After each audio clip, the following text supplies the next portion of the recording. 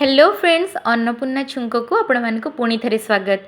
मु आज आपण मानकर छोट छुआपाई आ गोटे रेसिपी नहीं कि आसछि जोटा कि खूब सहजरे आपण माने बनै परिबे आ 8 मास ठारू आरंभ करिकी 2 वर्षर छुआ मानक देई परिबे।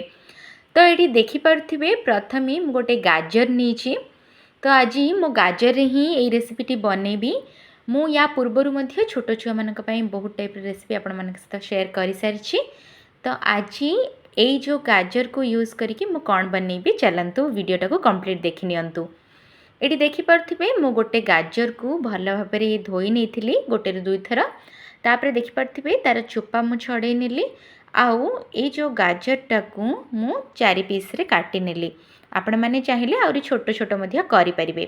तापर एटी देखि परथिबे मु गोटे जगार गोटे रु 1.5 स्पून नहीं चाउल जेहेतु यहाँ 8 मासर छुआ खाइब सी अधिक क्वांटिटी रे भी खाई परिबनी। तेणुक आपण मानक एतिकी ही बनैबार अच्छी। एबे मु कौन करी ये चाउल आ गाजर को से रखिनेली।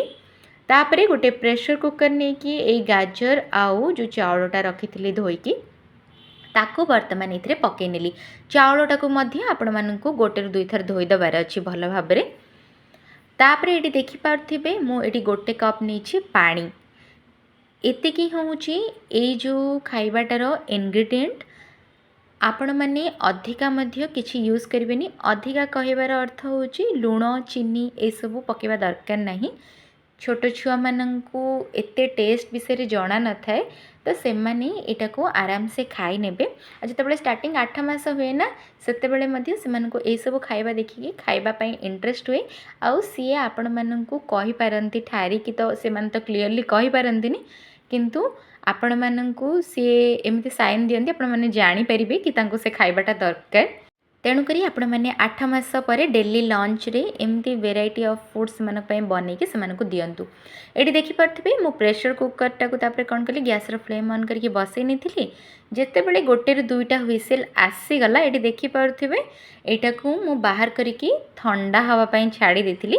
तापरे गोटे 5 मिनिट पर एटा को एमती मैश कर देकी एबे आपण माने छुआ को खाया पई दे परिबे। आपण माने एमती मैशर रे भी एटा को चकटी परिबे नहले तो हाथ रे भी ताको चकटी की दे परिबे।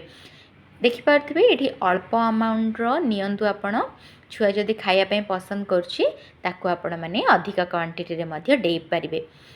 आपण माने कोन करबर अछि 8 मास बेले जते स्टार्टिंग रे आपण माने एमती एतिकी क्वांटिटी रो दियंतु। तापरे डे बाय डे सेमानंकर जेतेबेले भोकटा बढ़िबा को लागिबो आपण माने ए खाइबाटार मात्रा मध्य दिन को दिन बढ़ी बढ़ी जिवे। फ्रेंड्स मो चैनल रे छोट छुआ मानक पई बेबी फूड आउ विभिन्न प्रकार रेसिपी शेयर करे। आपण मानक जदि मो चैनल आज ये वीडियोटा भल लागी मो चैनल को लाइक शेयर और सब्सक्राइब कर देबे। आउ बेल आइकन को भी प्रेस कर देबे।